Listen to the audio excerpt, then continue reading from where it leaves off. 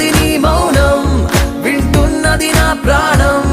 ఇద్దరికి తెలిసిన సత్యం వేరే కోరదు ఏ సాక్ష్యం.